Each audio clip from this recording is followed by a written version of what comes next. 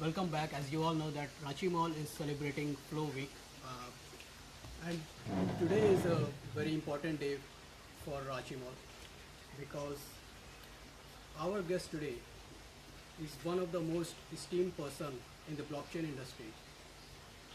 We are honorable to let announce that we are joined by today none other than Joseph Fiscella, founder of FLO Blockchain. Now, I would start this conversation with a story. Let's say your Windows crashed. Please join. And you go to a forum or some support, Microsoft support, and you write, this happened, this something wrong happened with my system. What should I do? And Bill Gates reply to you. Look, guy, do this, do that. It's okay. We'll help you. We will fix the problem. But that doesn't happen, right? Joseph Fiscella is a guy, owner, admin of FLO Blockchain. I got it. A humble person, a brilliant mind, yet cares about each and every person in the FLO community. As a developer, when you just put your problem in the community, and it's most probably that Joe will be the person replying to you. And let me remind you again, Joe is not just another guy in FLO community. He is the admin. He is the owner of the FLO blockchain. He is the co-founder of Alexandria.io. So very soon, I'm waiting for my teammates to add Joseph Fiscella on the network, and we shall be having his experience so far in this world of blockchain, and we will be privileged to learn his journey, his struggles, his ambitions, and his future plans. Everything on this live talk today on Ranchi Mall. Thank you. So, guys. Joe is on the stream. Yes. So we are waiting for Joe. Our team, Vivek, is trying to add him to the network, and we shall be ready soon.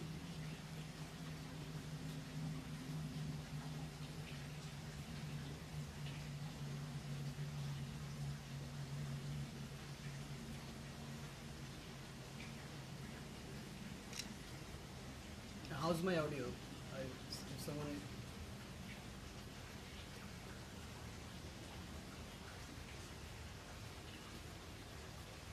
I think we have some technical issue to be fixed before making Joe on the call.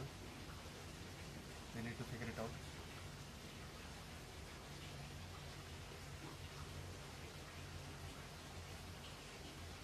Okay, we should do.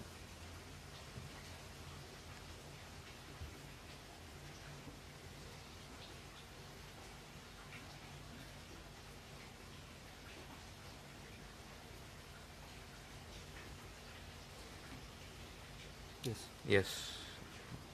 Approve. Yes. So I guess Joe is connected with us now, and Yeah, he's getting added. but how will we hear you? Hey, Yes. Joe is here. how's it Hi, going? Joe. I'm fine. How about you? Great, thanks for inviting me. It's our privilege, sir.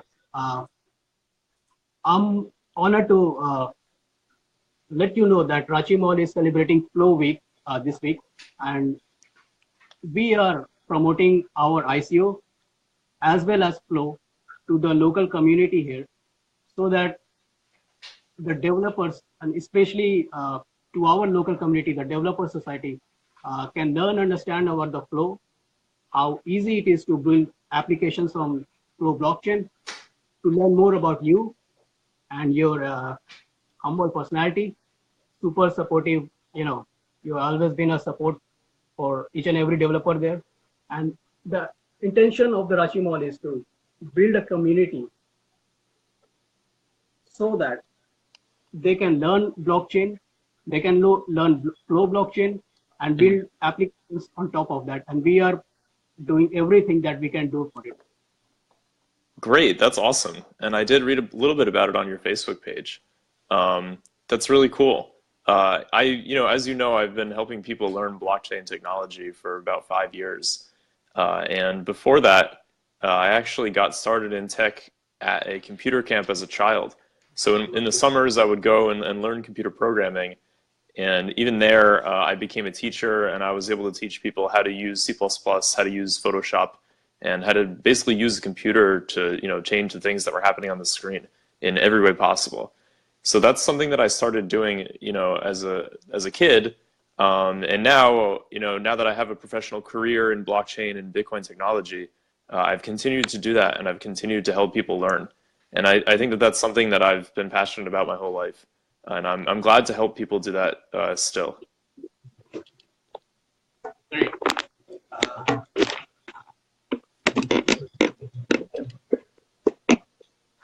So now I see.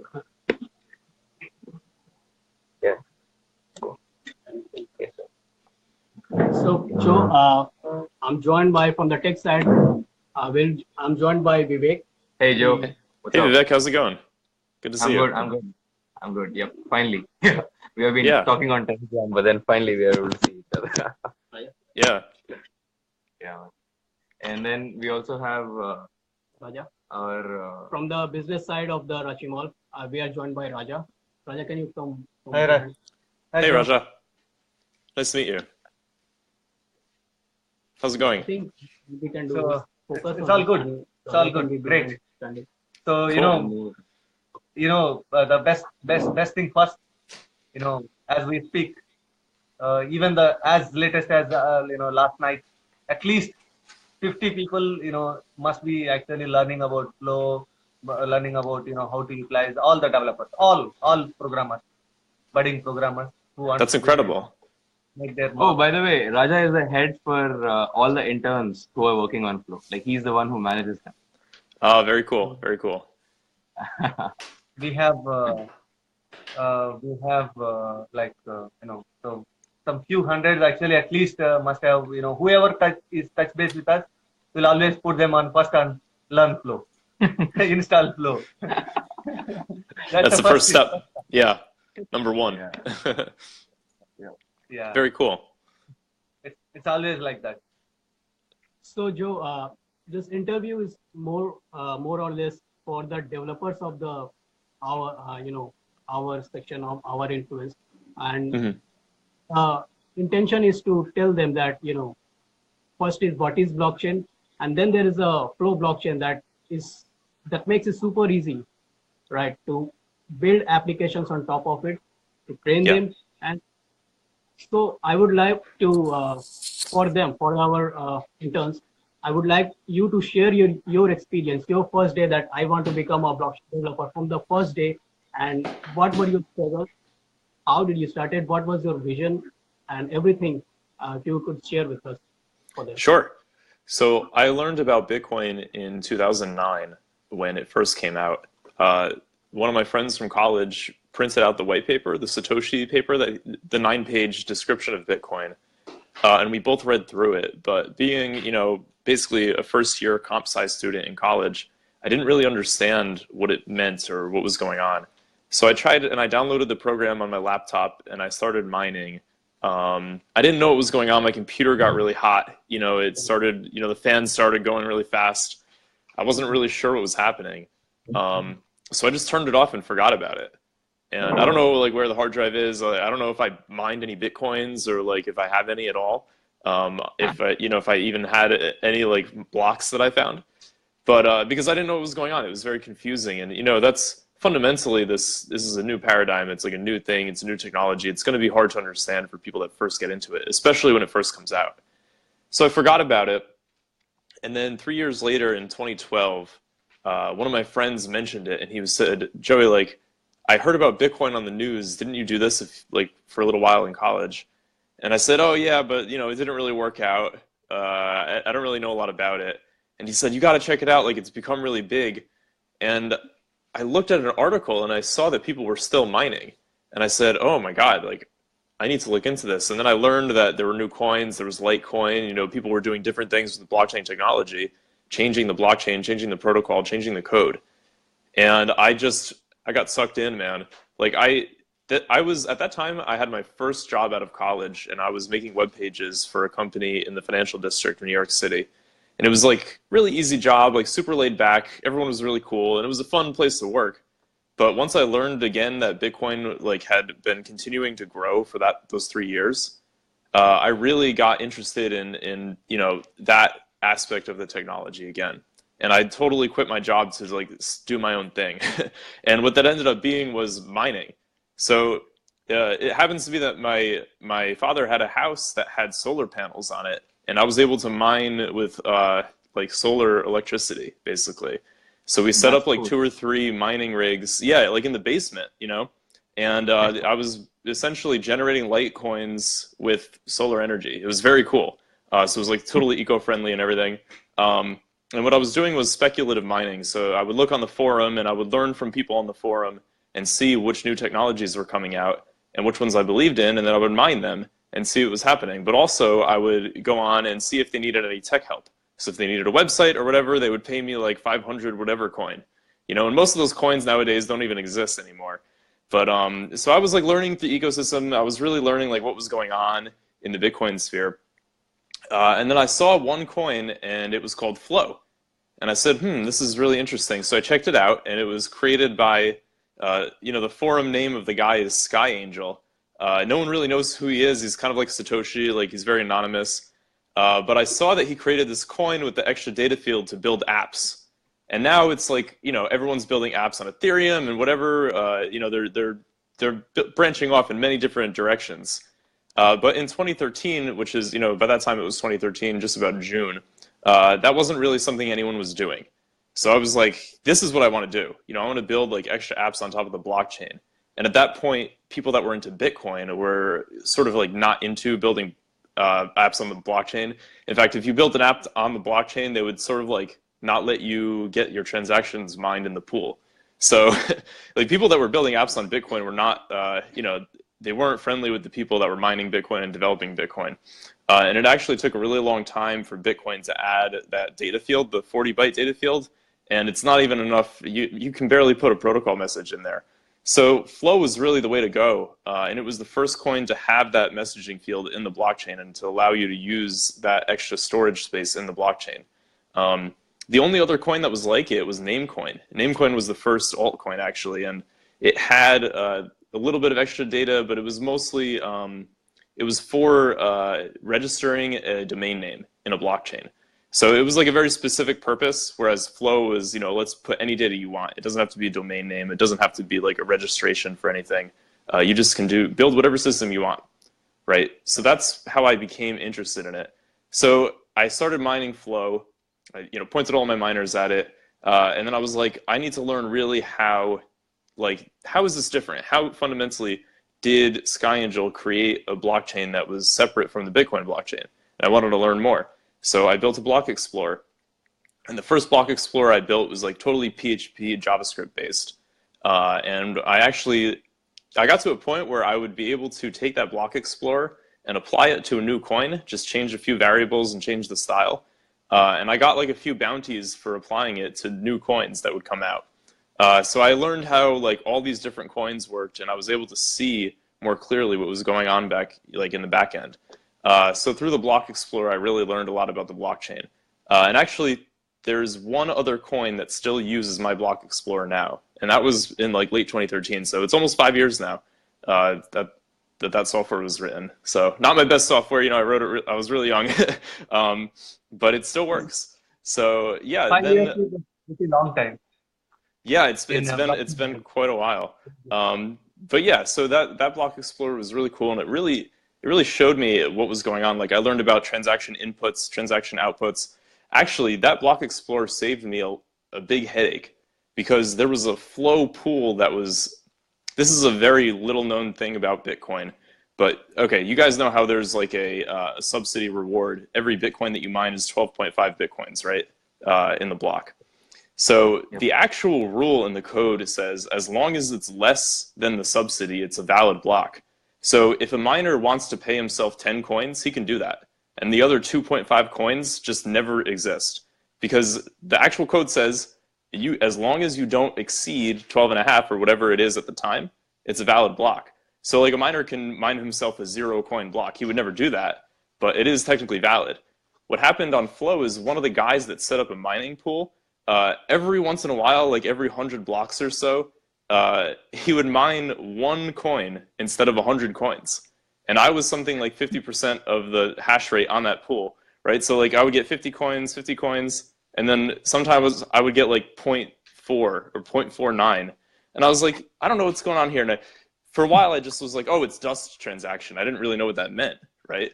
So I was just like, it's a dust transaction. Cool. What ended up happening was that miner had a mistake in his code. And I saw on the block explorer, like it said very clearly, Coinbase reward 1 flow. And I'm like, oh my God, how did this happen? It's supposed to be 100. And then I looked in the code and it said, as long as it's, less than 100, it's fine. And I was like, oh my God. So he's been mistakenly paying out people from his pool. And like we brought it up to him and he just like kind of disappeared. So I think he was embarrassed. Like no, he didn't get the coins. No one got the coins. They're effectively burned coins, right? Yeah, so that was something that actually I was able to learn through making this block explorer, was how that code worked and like the little intricacies of how the blockchain works. There are a lot of implications there. So you have to be sure to implement things the correct way. So yeah, I learned about inputs to transactions, outputs to transactions, how everything is encoded in hex, and how it's sent around the network and things like that. And yeah, that was like a really cool experience for me. And I started a Bitcoin company with a friend of mine to accept Bitcoin for like shops around New York City. We did that for a little while. I started another company that was like Flow app based.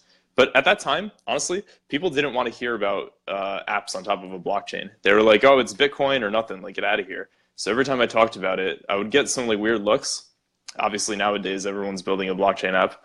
But, so it was like a little bit too early. But it's cool because I had that experience and we've done stuff like this. And then in 2014, I found out about Alexandria from actually an Ethereum Skype group. I saw Devin Reed, who's the founder of Alexandria, talking about how he wanted to decentralize media, and Ethereum wasn't out at the time. So, Flow predates Ethereum, and we've been working on these apps for a while. So Alexandria became really interesting to me, and I met Devin Reed, and we went to San Diego, and we started building what is now Alexandria.io. And that's an app where you can, pretty much using the data field in Florin Coin, put a hash of a video file or any media file, and it'll find it in IPFS and download it. So you have essentially a peer-to-peer, fully decentralized network for sharing files. And that's what Alexandria is. So yeah, that's basically my intro to how I got started in blockchain and how I learned about it and what I've been doing since then. And it's been really fun. It's been really, really great. Amazing. Alexandria is a really interesting project, actually. Like, Right.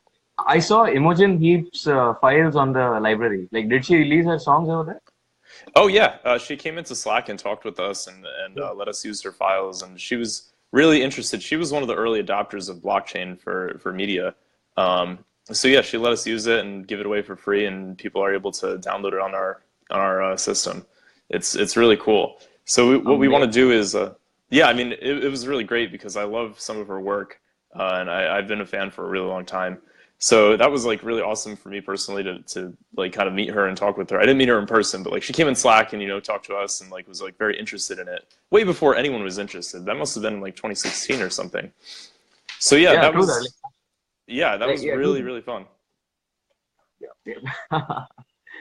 The coolest part of Flow blockchain I think about is that like there are blockchains that offer you the platform to build applications, but Flow is one blockchain that offers you this to build applications, but with robustness, security, and everything.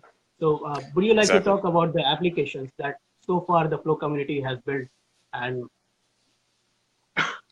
like I'd love to. Yeah, of the course. applications, Alexandria, Floatrizer, and what are your future products? Would you like to talk about them? Sure, I'd love to.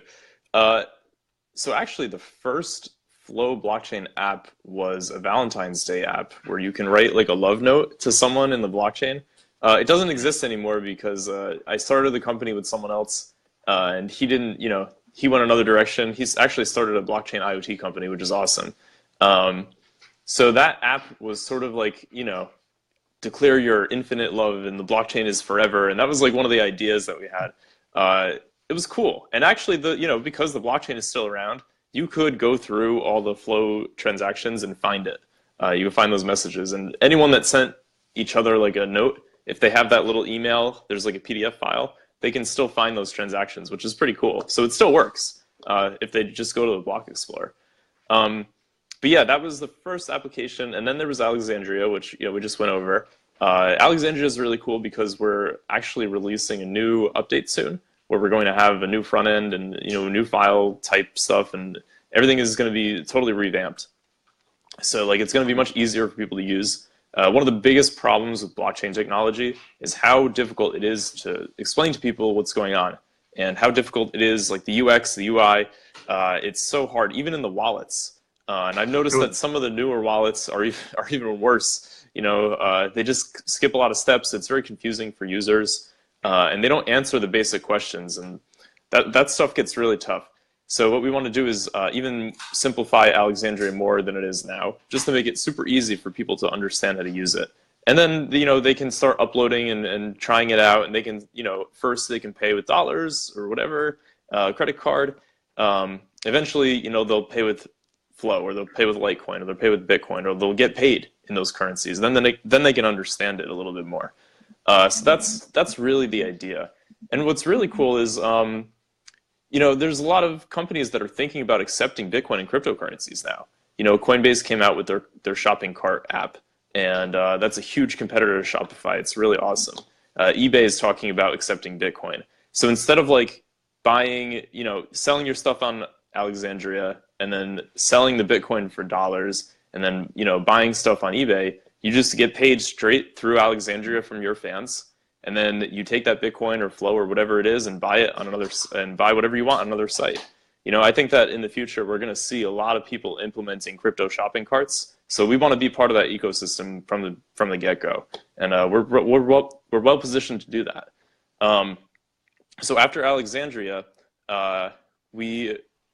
there was a miner named Davi Ortega, and he joined our community and started mining with his ASIC on Florin Coin.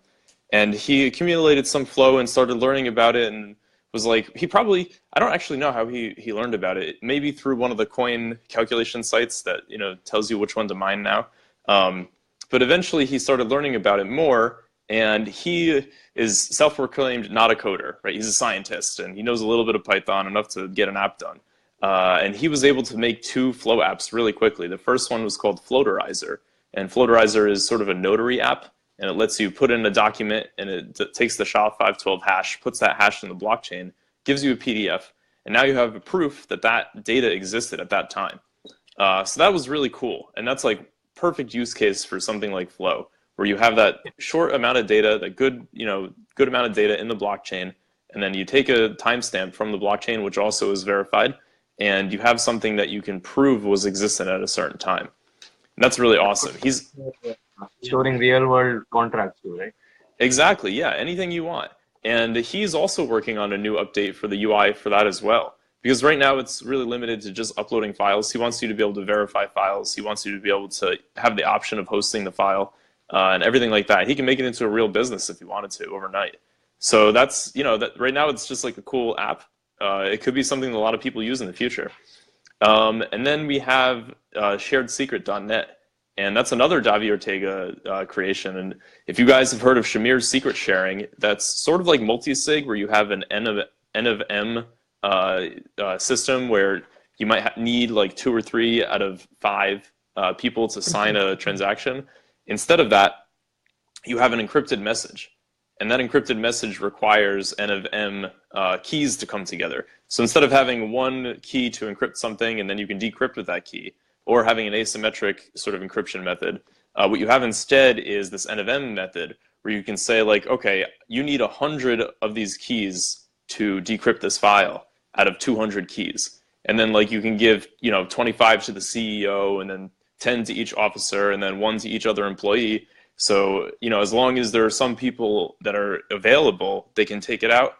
Or, for your own purposes, you might be able to take like a Bitcoin private key or something like that, or a Flow private key, and put it through this system, and then you have it encrypted and like put one at your family's house and one at work and one in the bank, and then you need 2 out of 3 to be able to get it.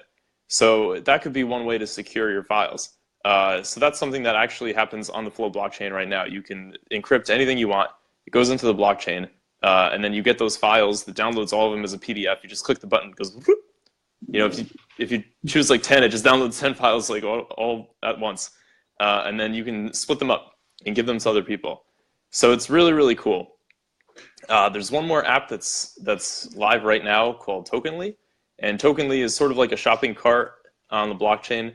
This is created by Adam B. Levine, and he's one of the original creators of the first Bitcoin podcast called Let's Talk Bitcoin. He's a great guy. He's been in the community for a really long time, and he's doing a lot on the blockchain. Part of his project is also doing music sharing. So it's not like Alexandria where you have like a YouTube sort of site. It's more like back in the day, you used to give someone a CD, and like you could borrow their CD and play it, and like you could swap CDs and stuff. So what he's trying to do is make it so that people have music rights on the blockchain, and you can trade that right for the music for another one. So you and I can swap. If I bought some rap music and you bought some classical music, we can swap, and he's trying to do that on the blockchain. So that's a cool idea, and he's using Flow to do that as well. So those are the apps that exist right now. We're talking about getting a few more added.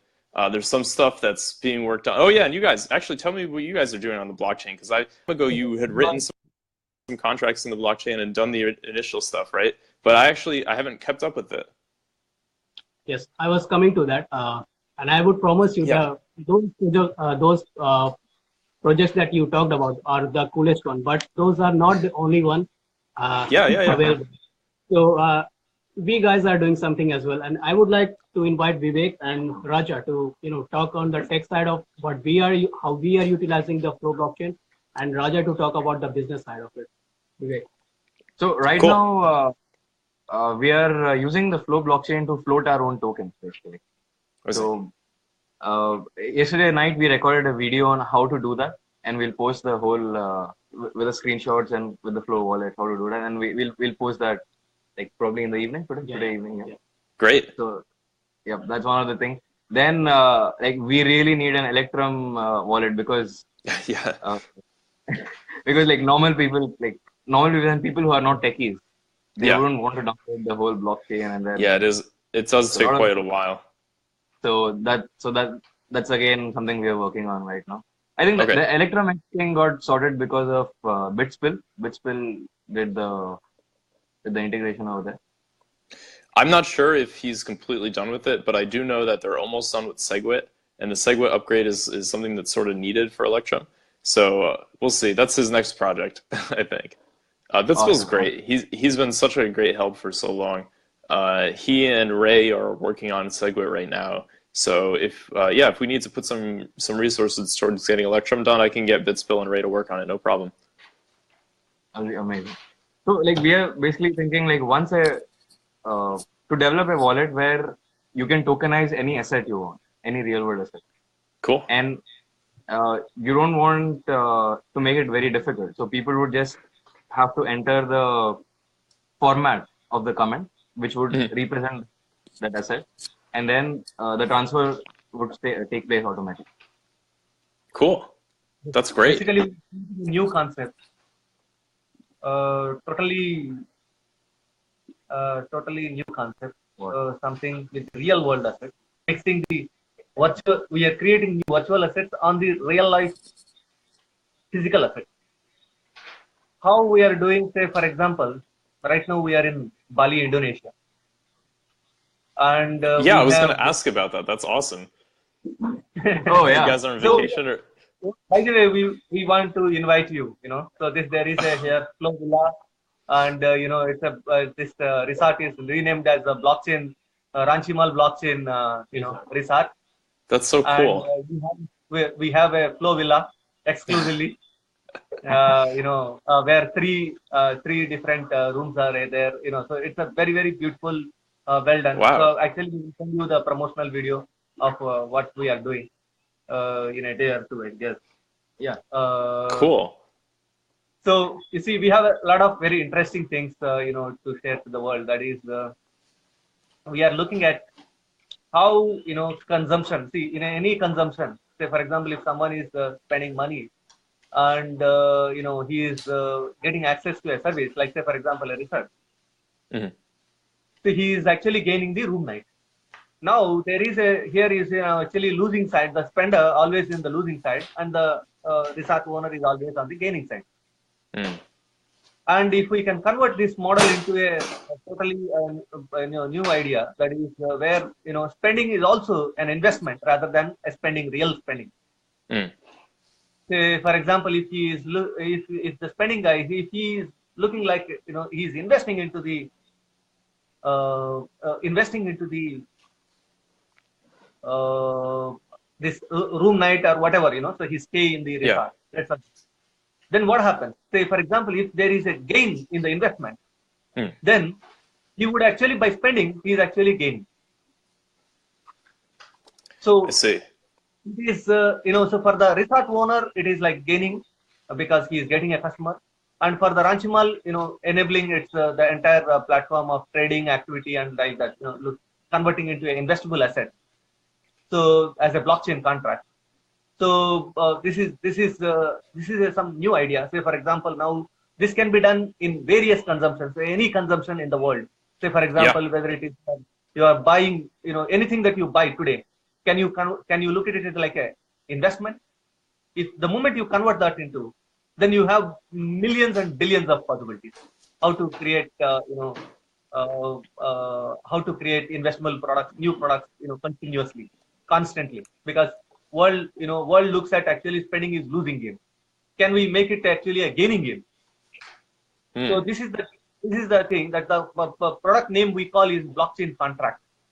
So where so every all these the participants actually will start actually buying the Ranchimal tokens which are on the Flow blockchain, and they will start trading.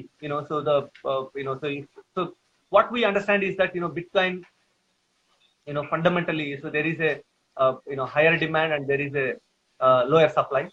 So Mm. similarly, you see, we also have we are trying to create the set of ecosystem where all the people come together, and so on the blockchain being together actually is actually even spending can become a gaining thing for the entire community as a whole, so whoever is participant. And this is the concept that we are trying to do. I love it. it's a, In it's fact, I was sorry, go ahead. Go ahead. it's a very very early, still in the experimental mode. We are trying in multiple ways, like we are trying through this art that you see here in the background. Yeah, it's very So cool. like so we try to, Yeah. so like this, so paintings, we want to create a art blockchain contract. What does it mean is basically, see, people can actually buy, but today, say for example, art buyers are very few, Mm. because not many actually understand it, not many actually understand the importance or the get the creativity in it.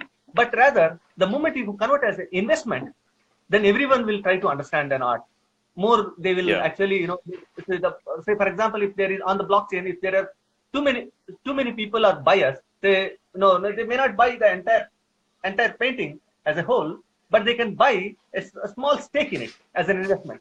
Say for Hmm. example, they could be having even $1, which is sufficient to take some ownership in it. And Right. as the more number of people join, and there is a trading activity, and as it gains more and more, so that means the they are all of them are gainers. So ultimately, see, we are trying to convert everything into an investment, Right. rather than looking at as a consumption, or as a or as a something that you don't know. Say for example, why people invest in Google or Facebook stock? Why people Mm. invest? Only because they believe that valuation of it will grow in future. Yeah. And so we want to create that kind of atmosphere on every consumption scheme, no matter what consumption it is. So people consume, many products in day-to-day life. All of them can be converted into that kind of, investment products using this, in the background of this Ranchimal tokens on Flow blockchain. And this is our long-term story. Yeah. Uh, You were saying something. Yeah. This idea I'm like 100% in line with this. And I was thinking about it. I actually wanted to write a blog post about this. Um, and I have to refine the idea a little bit more because I want to examine, like, first of all, if this has ever happened before in history. Because, first of all, a lot of people think about, especially in the US, they think about currency as the US dollar that we have now that's just like inflating like crazy, right? They're printing millions and billions of dollars, trillions of dollars, really. Um, and since the 1970s, it hasn't even been based on gold. Like our dollar, you used to be able to go and get gold for your dollars, but now they're not even based on anything, really. So people think about currency very differently. They have a short-sighted view of how currency exists and how it works, right? Bitcoin is sort of teaching people, and blockchain is sort of teaching people how currency really works. And I think that this is something that if we think the trajectory of Bitcoin is going to keep growing, and I'm not really talking about price, but really the amount of people that it affects and like the amount of people using blockchain technology, if that continues to grow, more and more people will learn that they can, like you're saying, speculate on more instruments and more things. And what I call that, and something that I want to start using, I want to sort of coin this phrase of hyper retail speculation. And so like when you talk about like hyperinflation, it's like when it goes like inflation goes on like a crazy amount, right? And like in Zimbabwe or in Germany in the early 1900s, the dollars, whatever they were using, it was worth nothing because the inflation was like at a hyperbolic rate. And so when I talk about hyper retail speculation, what I'm talking about is everyone speculating on everything. So this idea came to sort of like, I realized it was a good idea. And that's why I think that you guys are on the right track. I realized it was a good idea because I was in a chat room on IRC for some open source project. And I said, hey guys, like there's a problem in the app. I noticed a bug. And they were like, well, here it is in the code, like submit a pull request and fix it. And I'm like, okay, that's not a great answer. So I replied, yeah, maybe if there's a Bitcoin bounty, I'll do it, right? And they didn't respond to that because, they probably don't have enough funding to fix these little bugs or whatever, right?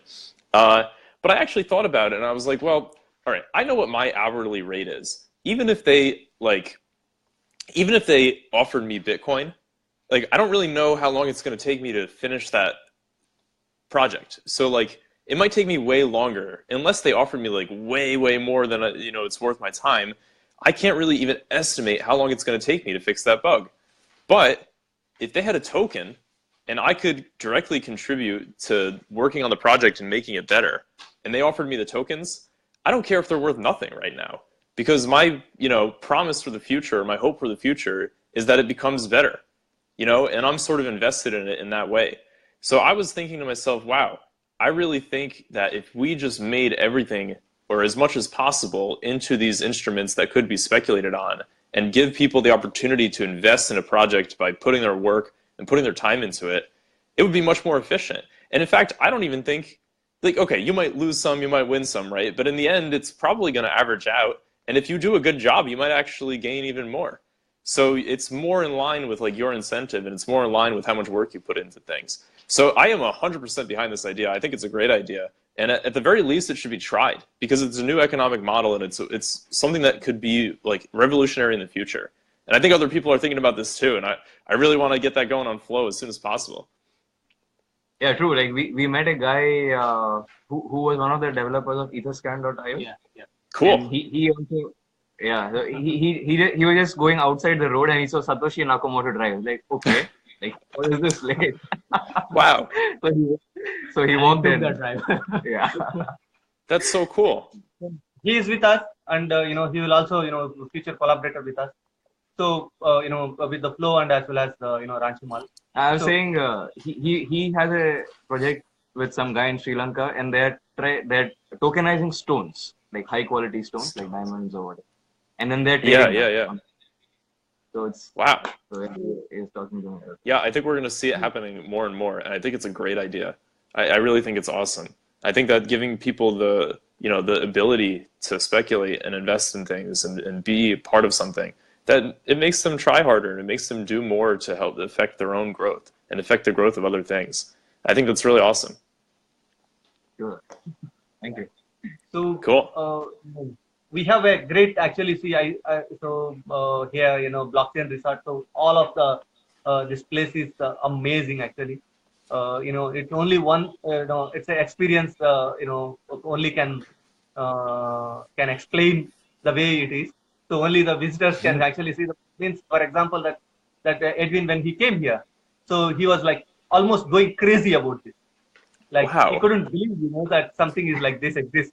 And yesterday, someone from one person who frequently organizes this blockchain meeting, he came down and he couldn't believe, so he was like moving all over and just feeling the sense of, the blockchain, in real. Blockchain Wow. in general is always virtual. Once you Yeah. come here, you feel that it's real. It exists. It's not like, the people, how they are talking, like, virtual assets, have no, real world value. And the way, Bitcoin is actually, always countered with, such arguments. So Mm. here, they see that it's real, so when they come here, they feel that this is the real world, first time, blockchain resort in the world. And, amazing, with amazing, total, property, or the a beautiful place. So, once it always starts with, so one experimental product that we are doing right now with the resort. Mm. And, so slowly and slowly we are going, say, for example, even with the interns, say, for example, instead of looking at one intern, we are looking at as a combine of set of interns. We are trying to, put them on the blockchain and then to make it tradable, again, tradable instrument, exactly the way you explained. So we are trying such experiment, like on startup we are trying to do. So we have so something called reverse blockchain contract. So like this, we are trying several new blockchain contracts. So all of them are in very, very initial and very, very experimental product. But Mm-hmm. yeah, if one at least successful, then we know the formula of creating real physical product out of a virtual domain, like blockchain technology, and with the flow as the a base for us, for Great. all our ideas. Very So cool. So the blockchain contract, the term that Raja is talking about, you would be proud to know that this term germinated in the minds of Rohit Tripathi when he met you back in the days. So Mm. I would like to uh, ask you about experience meeting him and his contribution. Think about it, and I would ask Vivek to talk about the technical terms of blockchain contract. And also, like, can you tell a bit about the Bitcoin Center in New York? Yes, please. Like, it's a physical Of place where you course. guys. Yeah. Sorry, you guys are breaking up. I couldn't really hear the question, but I'll tell you about the Bitcoin Center. So the Bitcoin Center is a place that was created by Nick Spanos. Nick Spanos is like big real estate giant in New York City. He's got a big personality. He's the man. And he came to Bitcoin meetups, started learning about it, decided to buy a place right across from the New York Stock Exchange in Wall Street. Uh, so he had this place. It was sort of like a FU to the guys in the suits. Yeah. He had this place for just about a year, maybe a year and a half. And pretty much all Bitcoin related stuff went on there. They had a Dogecoin party where people brought their Shiba Inu dogs. And they had like the whole Dogecoin promotion there. They did like auctioning off Bitcoins, like it was like that old style stock exchange where people were like standing on the table or whatever and selling their stuff. Everything was happening there. Like a few startups were incubated there. People were working nonstop on it. And I spent, a few days. I slept on the floor, working on projects and just like crashing. It was great. They used to have parties, Bitcoin stuff, and people would walk in from outside that were just walking around New York City, and they would learn about it. And I thought it was a great idea, and it was sort of like a home base. And like you were saying, Raja, it became real for us. It became like, okay, at first it was just like I was sitting on my computer working on the blockchain software, and now I can go downtown and like there are other people doing this, and it's here, and there are people working on their business, people buying and selling. It's very cool. Yeah, there are a few videos of me. Like I got interviewed by Naomi Brockwell. I was interviewed by the guy that made the what was it called, Banking on Bitcoin movie, which is on Netflix. And that movie is actually like Nick Spanos is like the main character of that movie. They went through the timeline of like what happened with the Bitcoin Center in New York for pretty much like half the movie. It's all about that, and they did a really great job, awesome job of depicting what was going on and how like the struggle like with the regulation and everything. And that was also during the time that it was like a horrible bear market. I mean, from 2014 to 2015, and pretty much up until the end of 2015, we were in like a decline of Bitcoin. It was just going from like $600 all the way down to about $300, $200 before it went back up again in 2016. So that was like, it was really tough, you know, because it was like got hit with the regulations. Bitcoin Center actually eventually got shut down. Bitcoin was not going up in value. People were losing, you know, they were losing it. They were like, this is not going to happen, right? But as we've seen, you know, it really has changed the way the world works. People are using Bitcoin, they're using Ripple, they're using whatever to send money home. There's across, you know, the border, whatever it is. They're using it to buy things. They're using it to make peer-to-peer technology like Alexandria. And they're using it to sort of make this new monetary system like you guys are doing. And I think that you're right. I think it needs like this one thing to make it real for people to see. And some people have the capability and they have the foresight and they have it's like also a risk thing, right? It's like, am I going to risk all my money on this thing that I don't even know what it is? Like, I can't even hold it in my hand. You know, it's a very natural thing. And it takes like a certain, you know, you either have to like blindly jump in or just follow someone else or whatever, you know, like it's sort of like a weird thing for a human to do that. So yeah, it really helps if there is like a group of people and there's an established place where things happen where you can say like, okay, this is real. People are really doing this, and now we're seeing it happen. And I'm really happy to see it grow because I think the fundamentals behind Bitcoin. I think Satoshi had the right idea. You know, there's no third party that's able to tell you can't transact with someone else, and that's really fundamental because in a lot of ways the banking system takes advantage of the people that you know are its customers. And Bitcoin really does a good job of using technology to solve problems for people and make things more efficient. So yeah, you are right, very much right. Actually, see the the growth of so people only look at the price of Bitcoin, but actually the reality is, as you said, actually it is in the growth of applications like this with the real world assets. Once you start to play with the real world assets and to make that Bitcoin as not just a virtual thing, it's actually the real concept that is going to take over the world.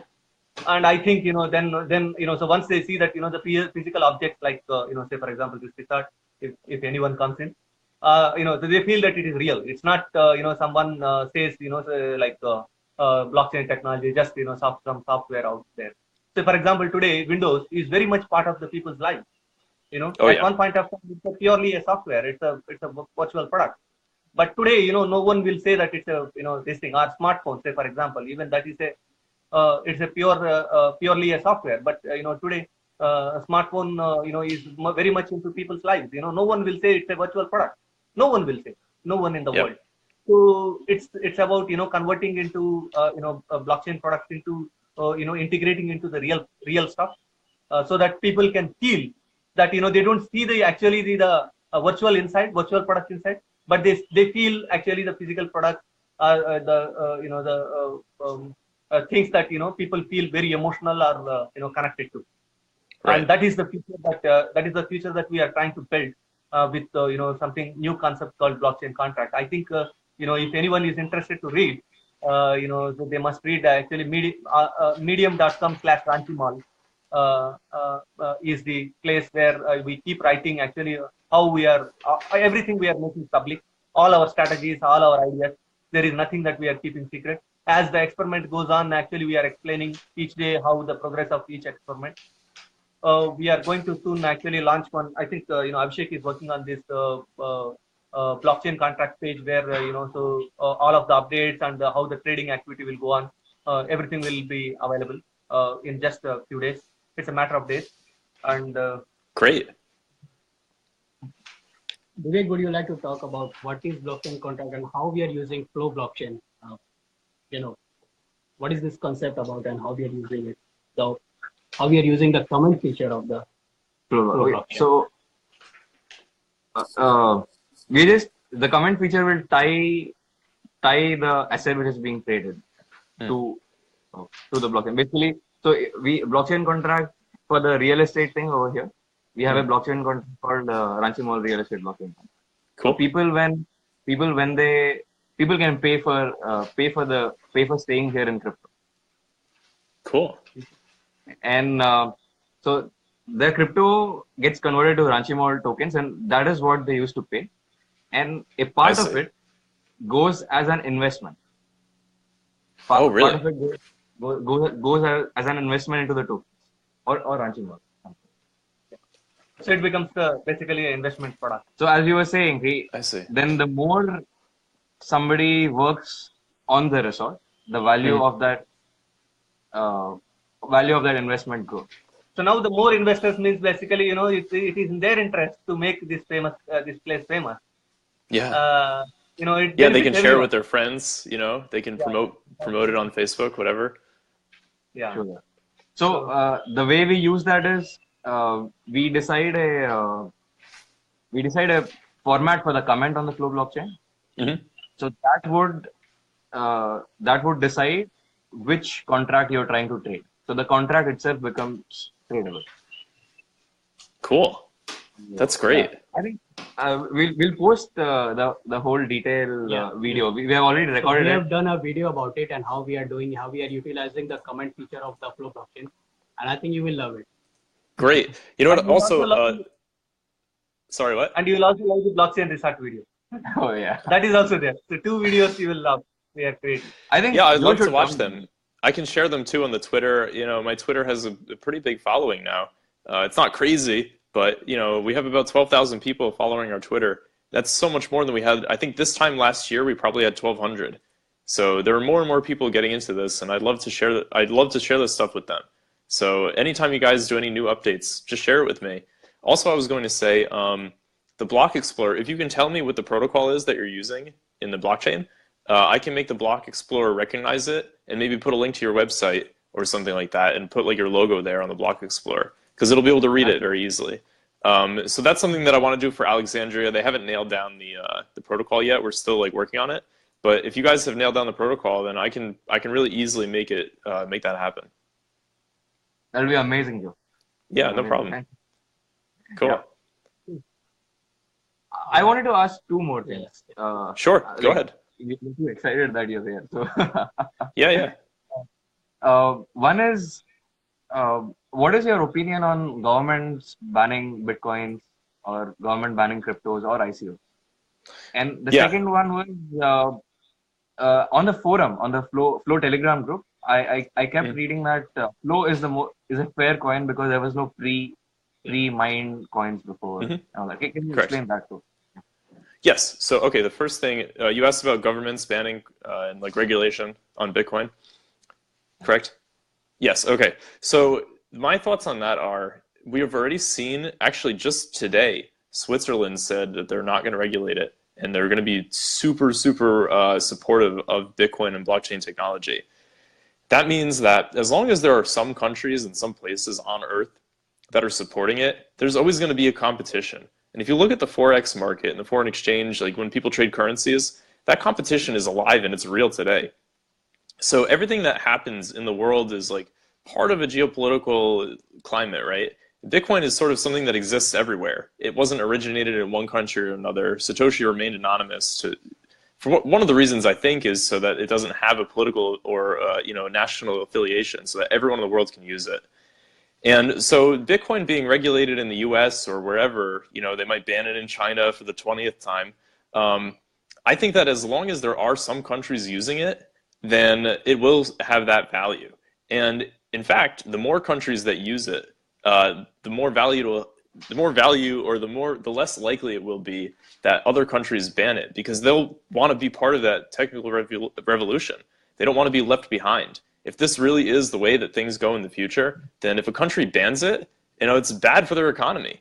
So I feel like that's something that is, Bitcoin really does have a shot at being something that governments really can't ban. And I think that if like every country in the world did ban Bitcoin, that's just like it's an awful timeline. That's like a future that I don't even want to think about because it's a fundamental freedom to be able to trade with people, right? And to be able to communicate.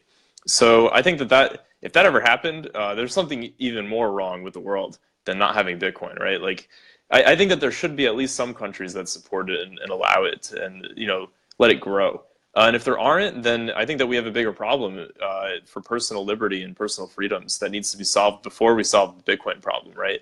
So those are my views on it, and I'm optimistic. I think that there might be some countries, like China has really awful capital controls, so it wouldn't be surprising if they clamp down on it a little bit, and they sort of seem to be going in that direction. But countries like Switzerland that are known to be very neutral and very banking friendly, they're always going to be like, whatever, just come do what you want. Same thing with like the Bahamas and all those other places. And I think that, the US is sort of like this world leader right now, right? And like a lot of people sort of just follow what they do. But I think that, it depends. We'll see what they do. I'm not 100% sure. But at the end of the day, it doesn't really matter. And, 50, 100 years from now, if Bitcoin is really outpacing the growth of other currencies, then they might change their mind, even if they ban it now, because they'll feel threatened by it. So that's something that could really change the world and really like sort of make things a little bit more even in terms of like, what currencies are worth. So I think that we'll see the geopolitical system evolve. We'll see, countries change the way that they think about currency, and their citizens will become aware of, oh, maybe the inflation is too high, or maybe the bankers are taking advantage of things. And that'll be because of Bitcoin, and they'll react by banning it, but that might even make the problem worse, right? It's sort of like the Streisand effect, if you've heard of that. Like when people ban things on the internet, then everyone hears that it got banned, and they're like, what's that? And then they learn about it, and they're like, wait a minute, we actually want that. So it's hard to stop an idea. So let's say the idea is really good. Let's say the idea of Bitcoin and blockchain does take off. 20 years from now, it becomes like the thing to use for trade. It's going to be really hard for countries to ban that unless they have like a real iron grip. And that's, like I said, it's a bigger problem. So because of that fundamental, logically, the way that works out, I think that it's good. I think I'm optimistic because of that reason. What was the second question? I forgot. On the Telegram group, like you had mentioned, FLO is the fair coin. Like you guys do a pre-mine and then. Correct. Yeah. Like. Okay, so that's nowadays when people do an ICO, they sort of take all the coins and they create them out of nowhere. And this is something that made people uncomfortable. Back in the day, back in 2012, 2013, if you created a coin and gave yourself all the coins, people didn't trust you. They said, like, this is a scam. It's not going to work. So there were two different concepts. One was called a pre-mine. Excuse me. A pre-mine is when basically you write that the Genesis block gives you like 10 million coins or whatever. So that you just get those coins up front. An Instamine is something like Dogecoin or any other coin like Quark. I don't know if you've heard of Quark. It's one of the older ones. But in the beginning, you get like 500,000 coins per block. And then after 2 weeks, it goes down to like 250,000. And then after 2 weeks, it goes less and less. And, after a few months, you're getting like 2 or 3 coins because it halves every time, right? So there are some coins that are known to be insta-mined coins. And that just means that, well, they weren't pre-mined, but all the people that were in on it in the first 3 weeks are sort of like, they have all the coins and everyone else gets like 2%, So there's some people play tricks with it, and there are arguments one way and another, right? Some people say, well, everyone should read the code and they should be aware of what they're working with. And other people are like, well, you don't have enough time. Not everyone has enough time or technical detail to look at this and say, hey, like, this is actually not cool. These guys are like, pulling the wool over everyone's eyes. And then also there's the fact that sometimes, it does make sense to do an ICO and sort of keep 90% of the coins, let people trade a little bit of them, but incentivize people to use it. And now actually with smart contracts and multi-sig and time lock, which we didn't have in 2012, we didn't have any, like time lock was like an idea back then. Now we have it. You can actually create a pre-mine, quote unquote, that has a 10-year lockup. So you can't spend those coins for 10 years. And, that might be acceptable to the community. So there's a lot of stuff going on there. FLO originally did not have a pre-mine or an ICO or an instant-mine, meaning when you started mining, you were on the same playing field as everyone else. And I had like a good amount of computers mining FLO, and I was like 10% of the network hash rate. So there were a lot of people securing the network that were evenly getting, rewarded for mining. And like I said, like we had 2 or 3 pools in the beginning that one had that bug or whatever.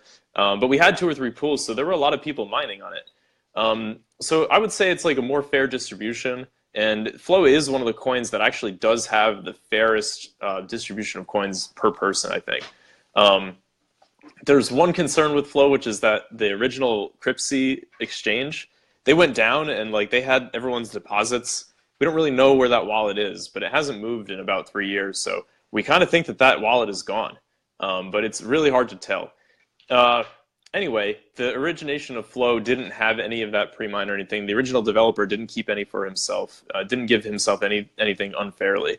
So it's sort of like very much like Bitcoin, where it started out as everyone just mines and the competition sort of naturally progresses organically.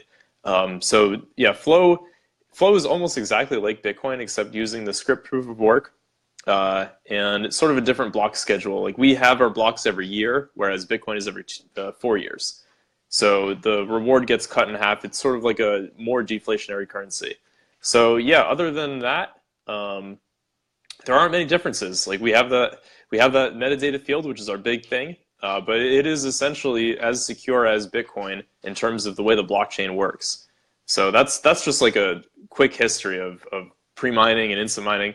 Let me actually talk a little bit about that a little bit more, because I think that when Bitcoin first came out and when altcoins started coming out and pre-mining things, almost all the pre-mined coins were known as scams. You know, it was just like a developer trying to get coins. But I think that in the beginning of Bitcoin, everyone that was in the ecosystem, or almost everyone, was very libertarian minded, you know, and they were like, oh, like, you know, everything should be free, everything should be this, whatever. And they didn't agree with the fact that some people would have like the majority of the coins. They thought it should be more evenly distributed. I think that some ICOs, it does work out that the developers get to keep 30 or 40%. It really depends on the team, and it really depends on their schedule, and if they have a good budget, if they have a good business plan, and if they especially use these new technologies and the new Bitcoin script and whatever, if they use a smart contract system, if they lock it up in a vesting period of 4 to 5 years, maybe 10 years, I think that makes them more trustworthy. And you know what? If they want to hold on to their coins for 20 years, they can do that, and they can show the community that. It might even work better. So yeah, I think that, you know, now that we're reaching a more diverse group of people with different ideas about how the economy should work, not every coin has to be exactly that way. But just for a little bit of history on why FLO chose to be not pre-mined, because at the time in the community, that was the most fair way to launch a coin. So that's what we did. Or that's what Sky Angel did, and I agreed with it. So that's what we did. Amazing. Talking about the cryptocurrencies, most of the cryptocurrencies focus on, you know, overnight price jumps, right? $500, $1,000. But Florine coin, I guess, FLO, I guess, concentrates more on creating value rather than, you know, making money overnight. So what is your ethics behind that? And after, where do you want to see 5 years after the FLO community? Where do you want to, you know, make your commitment, and what's your plan, like 5 years down the road? That's a great question. And as you know, I've been doing this already for 5 years. So if you asked me that question 5 years ago, I never thought we would be in this place, right? I thought that Bitcoin would never hit $5,000, and that was absurd, right? And it almost hit 20,000. But I don't want to just talk about price, because my friend actually asked me a sort of a similar question the other day, but he phrased it this way. I was telling him about some of my goals for FLO, and he asked me, you know, what's your mission? Because you can have a goal, and that goal can get reached, and then what do? You know, you can have a number of goals, but what really is your mission? Have you thought about what that is? And I hadn't really thought about it that way. So I thought to myself, well, what I really want to see is people developing on a blockchain. And I want to use this FLO blockchain that I have, that I'm so fortunate for it to be so successful and be part of the marketplace and have people working on it right now. And I just want it to be even better. So I want to give developers tools. That's why we're creating this SDK. I want to keep everything up to date and give them all the newest technology that Bitcoin is using. And actually, just today, the CTO of Blockstream, Greg Maxwell, he's one of the Bitcoin core developers, one of the best C++ programmers, like legit cryptographer. He's awesome. He came out with a presentation. They want to add like 4 or 5 different features to Bitcoin to enhance privacy, to make the blockchain smaller, and to make like block synchronization faster, and to make the network better and more secure. And I mean, this is stuff that's really cool. It's like breaking, you know, it's bleeding edge technology. So what I really want to do with FLO, and what my mission is for the next 5 years, is to like really grow the community of developers organically. And we've done that. Like the Telegram channel is really great. and getting people involved and getting people to work on it is something that I've always wanted to do. Just back in my own life, like when I was probably 13 or 14 years old, I was part of a developer community that made an online game.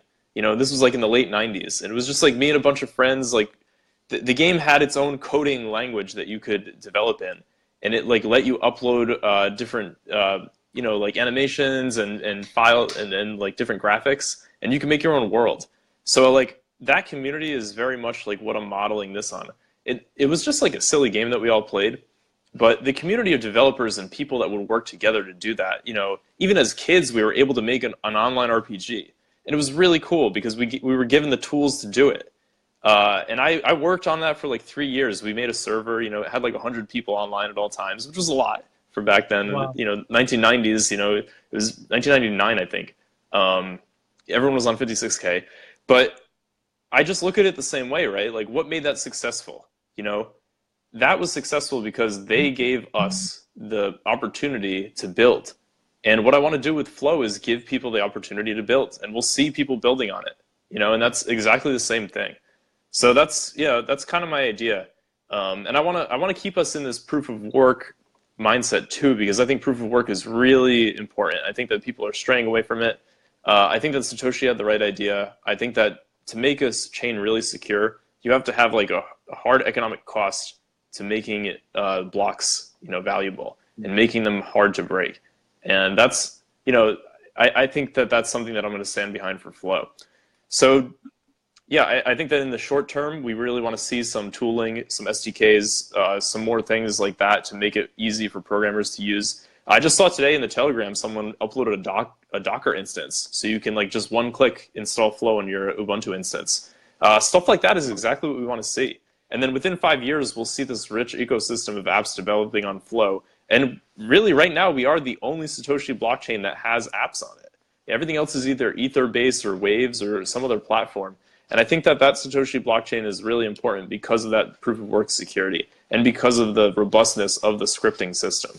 So that's what we're working on, and that's what we're going to be doing for the next 5 years. So now let's talk about you. I mean, Sure. You are the founder of the FLO blockchain, co-founder of Alexandria.io, one of the most influential person in the blockchain industry. Yet, you find time as a developer. If I post an issue in maybe in Telegram, and you 9 out of 10 times you would be the first person to respond. How do you find that time? How do you manage to love? I guess you love every single person of the community. Well, Yeah, man. like I said, I've been growing this really on my own. I have a few people that are working with me to market now, but for the last 5 years, I've really just talked about it to people, and I've told them to join Telegram, and they tell their friends. So everyone that is in the community came there through me somehow, one way or another. So I feel responsible, and I feel a connection to those people because they're probably 1 or 2 hops away from someone that I know in person or really know really well. So I always value those people, and they've taken their time. It is a practical thing in the end. They've taken their time to be interested in my project. So why would I not help them out? I think that's really important. And if it ever comes to the point where FLO is like super successful and I literally don't have time, I'll find the best people to continue doing the same thing and make sure that they do a good job, because that's something that's really important to me, is that everyone that comes into the channel learns how to use FLO. And even when I'm at work or I'm doing other stuff, and this is like a project that I've been working on for so long, I'm really interested in helping people out and helping people learn about it. So I'm never gonna like do another job where like I can't respond to people on Telegram. You know what I mean? Like that would just not be an option for me. So yeah, that's something that I'm really committed to. We really appreciate that, because Of course. I couldn't think of, I was initially shocked, oh, Joe is replying. So, by the way, you see, for the just to tell us, we will have continue to have stream of people who are raw, who has less experience with blockchain, but who wants to learn blockchain. Who has basically first timers in their entire life to understand what is this technology, or or they have zero idea about obviously about the flow. But we are actually insisting them. So they are all actually potential. Potential. Great programmers into the blockchain industry. Some of them will perhaps create their own products and services around the flow or other blockchain, obviously. Mm-hmm. But we are actually bringing them into the this community.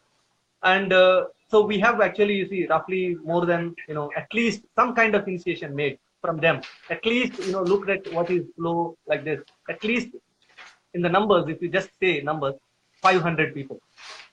Wow. 500 is a developer community, is a very big community. Wow. And all of them are programmers, software programmers. All of them are C++ programmers. That's awesome. Or Python. So what I'm saying is basically, but they need a constant kind of mentoring. We are trying to figure out. We are trying to still doing experimentation, how to actually utilize them to create real blockchain products. On the flow blockchain specifically at the moment.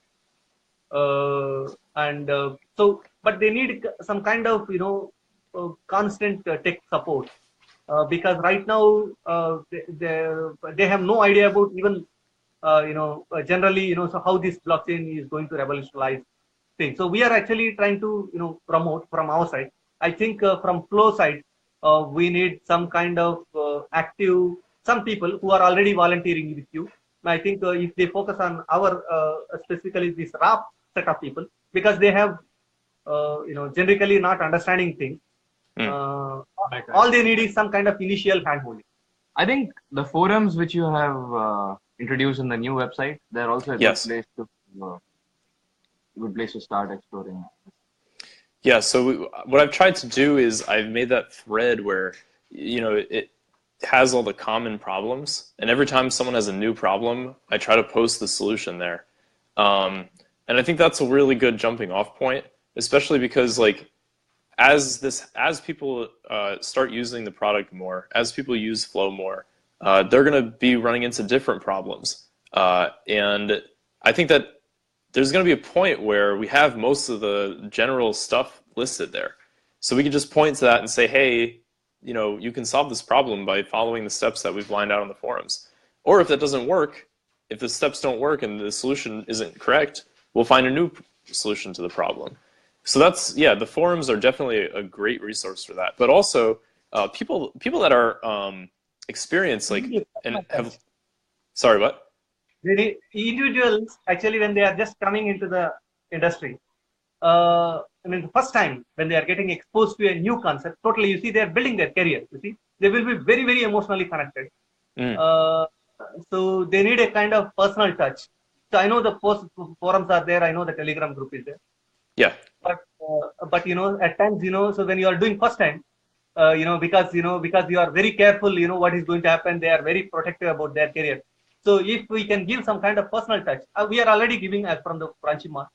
I think from the flow also something can be done. Perhaps we can discuss on the Telegram more on this. Definitely.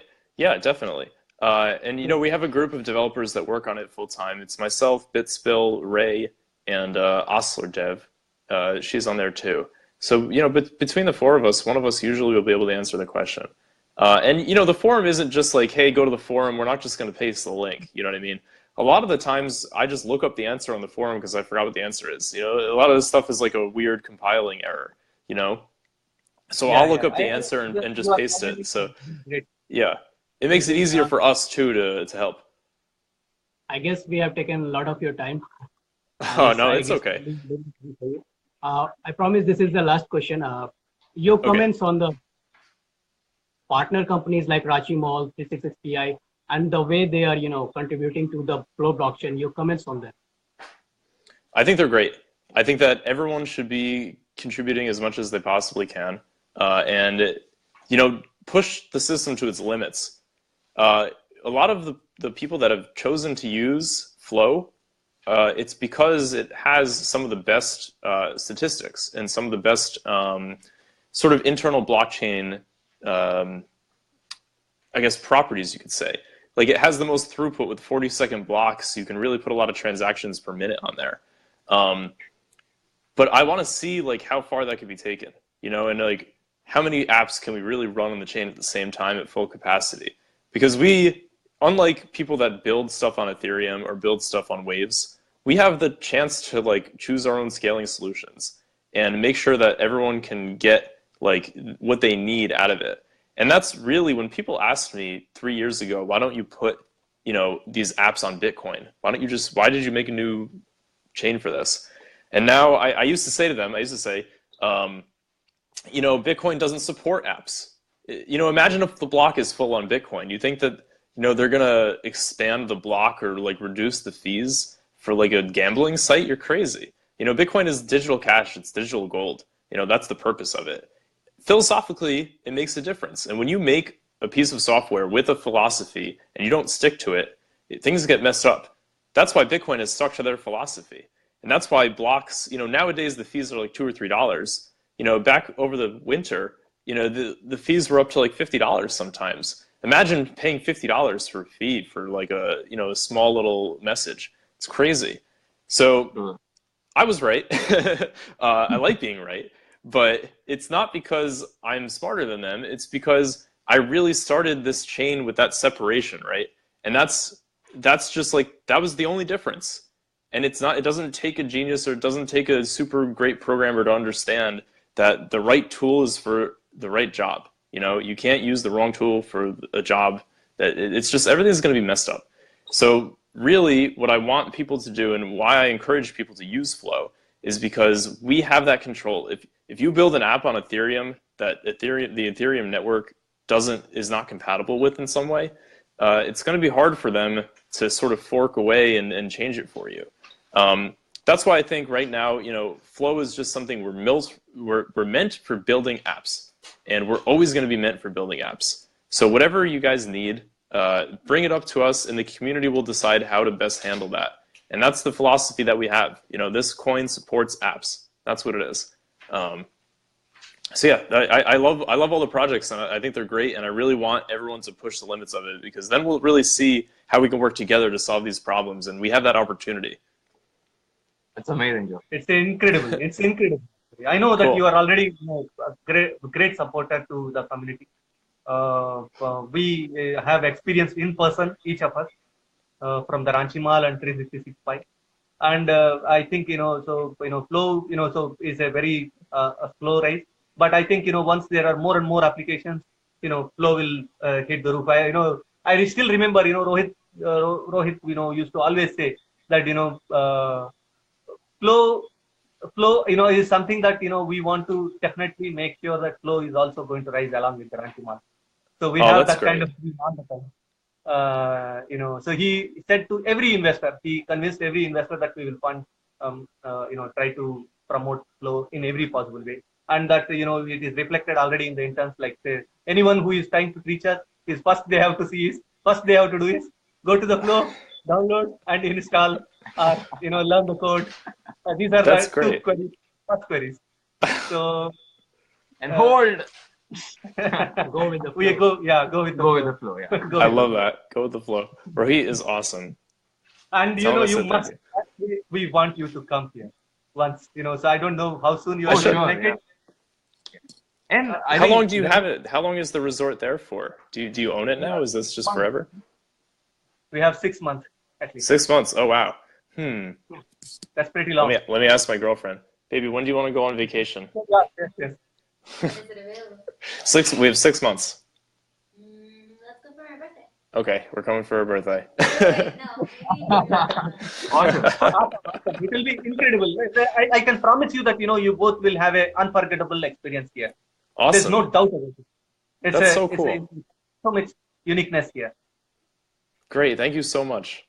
It's a very romantic place as well. Oh, okay. Great. I must add that.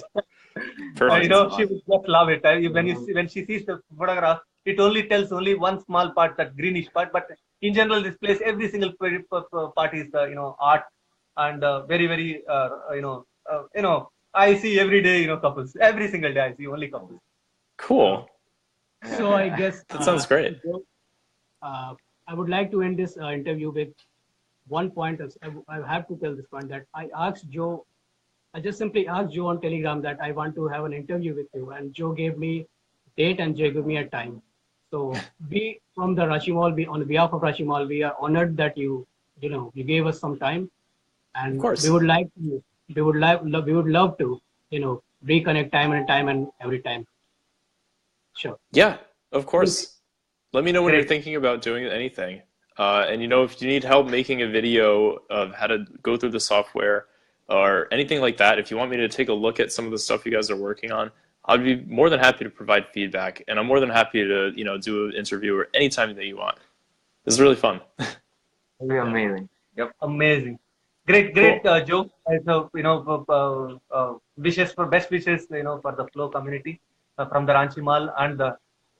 Thank you very much. Great, thank you very much for See you soon. See you soon. Thank you guys sometime. too.